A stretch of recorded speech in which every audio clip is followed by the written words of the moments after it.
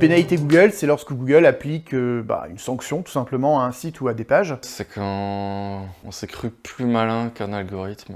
Globalement, des fois on est plus malin, hein, mais des fois ça ne dure pas. Il y a des gens, ils sont plus malins que Google depuis des années, d'autres qui le font mal. Une sanction? Faire en sorte que le site ne soit plus visible, accessible depuis les moteurs de recherche. Et ça peut se matérialiser sous différentes formes, ça peut être un déclassement complet, ça peut être un frein au positionnement, ou ça peut être la mise dans ce qu'on appelle une sandbox, un bac à sable.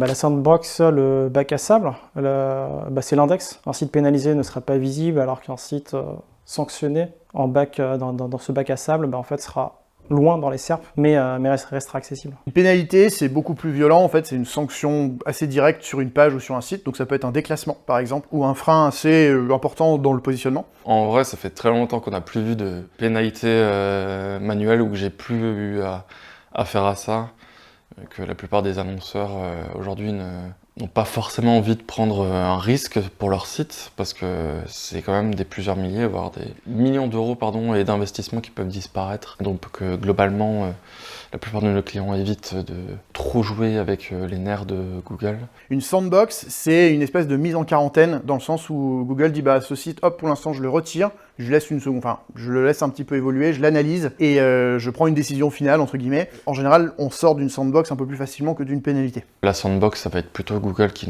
teste le site, qui va pas forcément nous placer tout de suite dans les bonnes positions, mais qui après commence à nous tester s'il peut nous faire confiance ou pas, alors que la pénalité, ça peut être une partie du site jusqu'à l'entièreté du site qui disparaît ou se fait complètement dézinguer jusqu'au fond des sombres pages 3, 4, 5 de Google. Il faut éviter.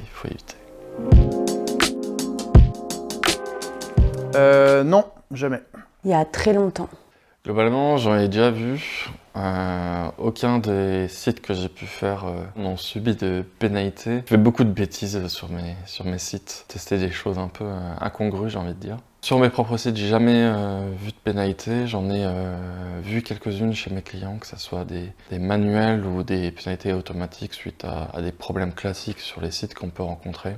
Justement, une pénalité pingouin, quand je faisais des liens de très mauvaise qualité quand j'ai commencé le SEO. Et comment j'en suis sortie, un désaveu de lien, un fichier de désaveu de lien, et on est sorti au bout de quelques mois, je crois. Alors moi, j'ai jamais subi directement de pénalité SEO. Je suis toujours resté, je pense, dans les règles de l'art. Donc en tout cas dans le suivi des guidelines Google le plus possible. J'ai néanmoins déjà travaillé sur un site qui avait été pénalisé, qui avait pris un pingouin et ça a été quand même assez compliqué pour en sortir. On a cleané le nom de domaine au niveau des backlinks, faire du désaveu, des trucs comme ça. J'étais pas sûr qu'on allait y arriver, j'étais pas persuadé qu'on allait mettre sur le temps pour... en tout cas, j'étais pas persuadé qu'on allait arriver à en sortir rapidement. Sur le projet, on a eu la chance et la confiance de notre client et on a pu lancer un deuxième site internet sur notre nom de domaine qui comprenait la marque également et on a pendant une année travaillé sur d'un côté cleaner le site qui était pénalisé et puis de l'autre côté lancer un nouveau site et au final au bout d'un an on a gardé le nouveau site qu'on a lancé parce qu'en fait il avait déjà plus de performance que l'ancien. Ne pas y entrer, respecter les guidelines. Mieux faire les choses, essayer de se rapprocher un peu des guidelines de Google sans forcément les respecter à 100%. Ça dépend. J'ai vu des sites, le seul moyen c'était de tout recommencer, de tout casser et de tout recommencer à zéro sous un nouveau nom de domaine, ce qui veut dire perdre des milliers d'euros, voire plus d'investissement et surtout de temps. Et des fois c'est seulement une partie du site ou certaines URL qui sont problématiques. Le fait est que pour sortir d'une pénalité manuelle, souvent il n'y a pas de recette miracle. Regardez ce que nous dit la pénalité manuelle, pourquoi est-ce qu'on a été pénalisé. Des fois ça va être parce qu'on a trop joué avec les liens. Ça dépend vachement de la pénalité et de l'impact de la pénalité. Un conseil comme ça, si c'est quelque chose d'assez violent, par exemple une pénalité pingouin, souvent c'est de changer de nom de domaine, c'est de repartir de zéro. Mais on peut aussi trouver d'autres solutions en changeant un petit peu son fusil d'épaule, en revoyant la structure de son site, renvoyant son contenu.